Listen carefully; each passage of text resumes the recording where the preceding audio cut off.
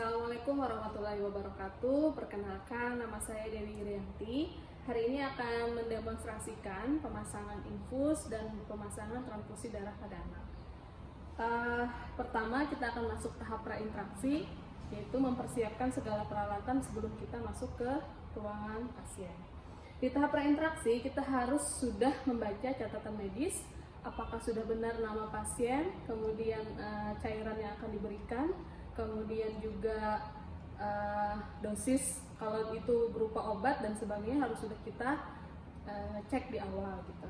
Setelah kita cek catatan perawatan medis, kemudian kita persiapkan plester yang akan digunakan untuk pemasangan infus. Jangan lupa kita tuliskan di plester ini nama, kemudian waktu pemeriksaan atau waktu pemasangan infus, tanggal, kemudian jam, sehingga kita bisa mengevaluasi di 3 hari ke depan.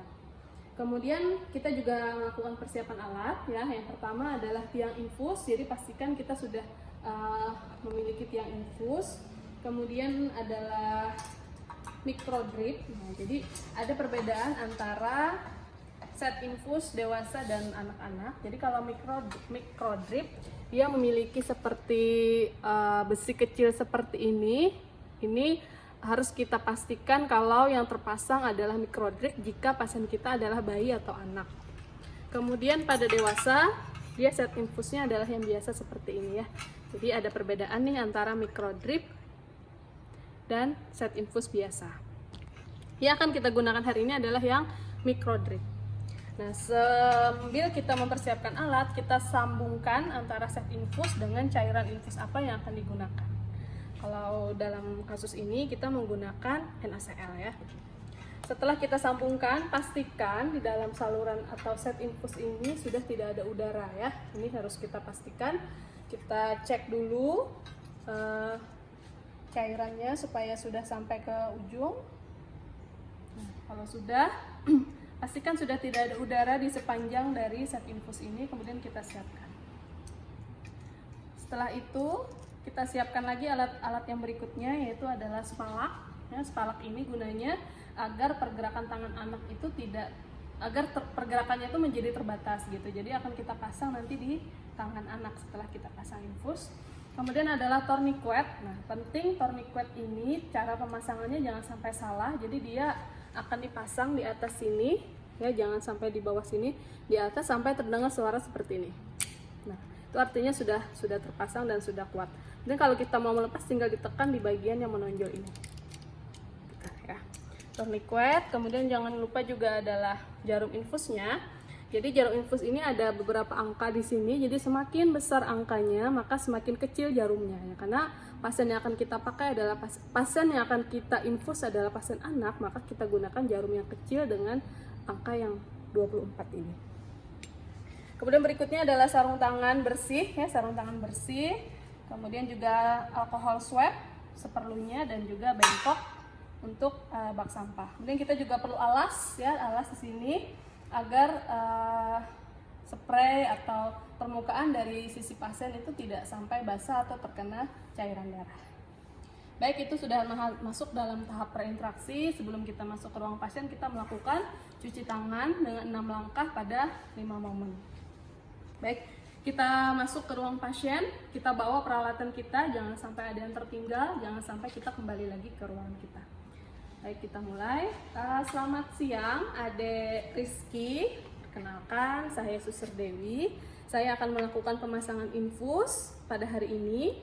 Pemasangan infus ini akan terasa sakit ya, Adek Rizky. Jadi Suster minta Adek untuk bekerja sama seperti itu. Semakin Adek bekerja sama, maka prosesnya akan semakin cepat selesai. Mungkin ibu juga bisa dibantu jika misalnya ada Rizky mengalami menangis dan sebagainya gitu, tolong dibantu untuk ditenangkan.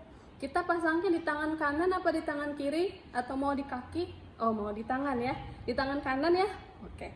Kalau sudah setuju, Suster akan lakukan di sini selama kurang lebih 10 menit. Silakan, jadi nanti tolong jangan ditarik tangannya ketika Suster memasang infus.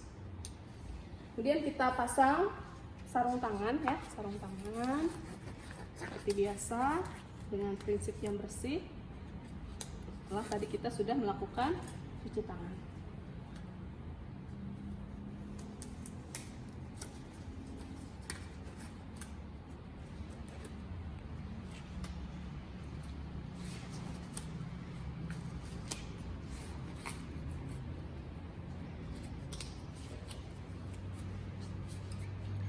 Kita pasang tourniquet.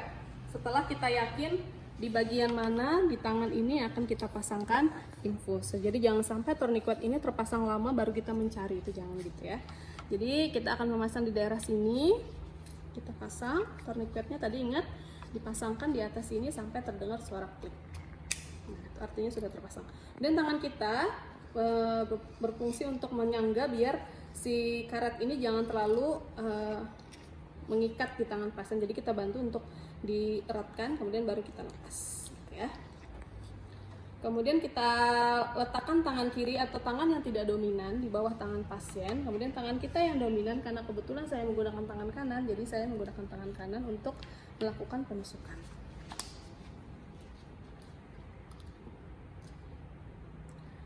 Bengkok letakkan di dekat tangan pasien biar kita mudah. Nah, sebelum kita menusuk, pastikan lubang jarum ini ke arah atas ya. Lubang jarum ujung ini di arah atas, jadi jangan sampai terbalik begini. Jadi di arah atas begitu, baru kita tusukkan.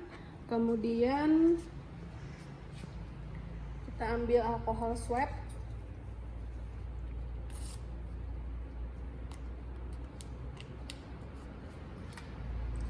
Kita lakukan desinfektan di sekitar area yang akan kita tusuk dengan sekali usap atau membentuk seperti lingkaran dari dalam keluar ya. Ini misalnya sekali usap seperti ini.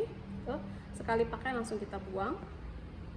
Jangan diusap, kemudian dibiarkan kering sebentar. Jangan sampai pada keadaan basah seperti ini langsung kita tusuk. Sekitar kurang lebih 1 menit kita diamkan dulu. Jangan dipegang lagi di daerah yang sudah kita lakukan desinfeksi tadi. Baru kita tusuk dengan sudut 45 derajat ya. Kita sampaikan ketika kita mau menusuk kepada pasien, adek, suster akan menusuk. Kalau sakit jangan ditarik tangannya, cukup dengan tarik napas dalam. Atau ibu tolong dibantu untuk menenangkan jika anak nangis dan mulai menarik tangannya. Tangan kiri kita atau tangan yang tidak dominan ini harus menekan dengan kuat gitu ya. Jangan sampai terjadi pergerakan di tangan. Kita tusuk, suster tusuk ya dek gitu ya. Sampai kita menusuk itu harus selalu ada komunikasi dengan pasien. Kita tusuk 45 derajat. Setelah masuk, pastikan ada darah yang mengalir ke atas ini. Jadi harusnya ketika itu pada manusia akan terisi oleh darah di daerah sini. Ketika sudah ada darah, maka tangan kiri kita, jempol ini harus menekan daerah yang kita tusuk, tapi jangan sampai mengenai lubang yang kita tusuk. Kemudian kita tarik perlahan jarumnya, kita tarik perlahan.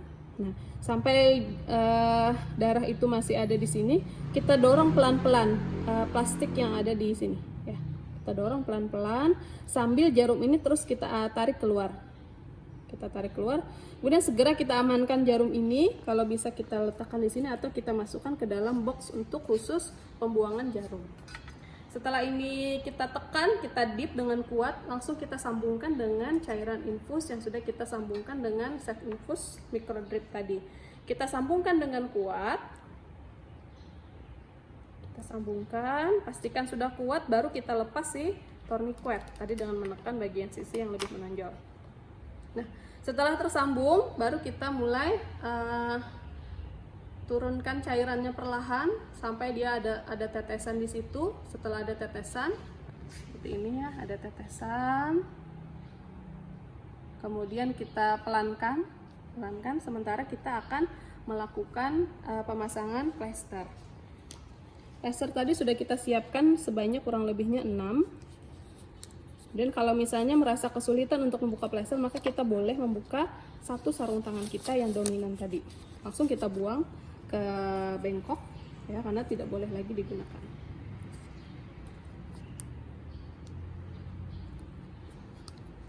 Tangan kiri kita, jempol kiri ini tetap menekan wilayah sini supaya darahnya jangan banyak keluar. Nah, kita buang, kemudian kita plester persis di tempat yang kita lakukan penusukan tadi ya, dengan kuat.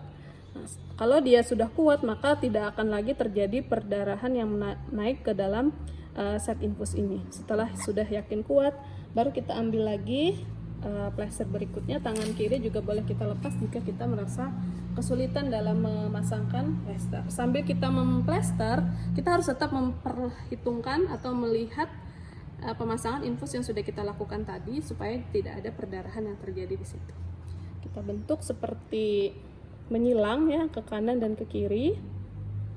Nih, pastikan ujung kanan dan kiri ini sama ukurannya, kemudian kita bikin seperti ini.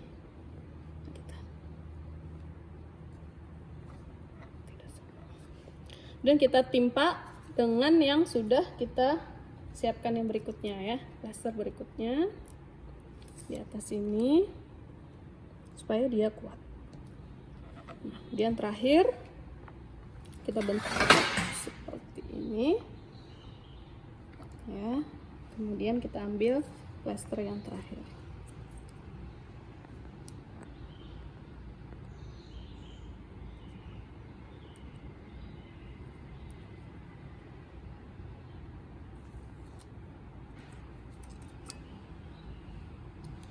Plaster terakhir ini yang tadi sudah kita tulis nama, waktu pemasangan, dan jam ya, supaya kita bisa mengevaluasi berapa lama pemasangan infus ini sudah dipasang. Kemudian kita siapkan, kita rapikan tourniquet dan kita pasang spalak. Spalak kita pasang di bawah tangan pasien, kemudian kita kasih perban di sini ya, perban. Kemudian sudah terpasang, maka pemasangan sudah selesai. Kita rapikan alat, kemudian kita sampaikan kepada pasien kalau pemasangan infus sudah selesai. Adek, suster sudah selesai memasang infusnya. Bagaimana perasaannya sekarang? Apakah masih terasa sakit? Ya, kalau masih terasa sakit tidak apa-apa. Nanti kalau misalnya ada perlu atau ada sesuatu yang ingin disampaikan atau yang diperlukan, silakan panggil suster di ruang perawat. Nanti di jam makan siang suster akan datang lagi ya untuk memberikan obat minum. Baik, terima kasih sekali lagi Ade sudah bekerja sama sehingga pemasangan infus ini menjadi cepat selesai ya. Saya permisi, selamat pagi. Dan kita bawa alat ke ruangan kita lakukan dokumentasi, tulis siapa nama pasien yang sudah kita pasang infusnya. Anak Rizky, usia 4 tahun, dipasang infus cairan NaCl dengan 30 tetes per menit.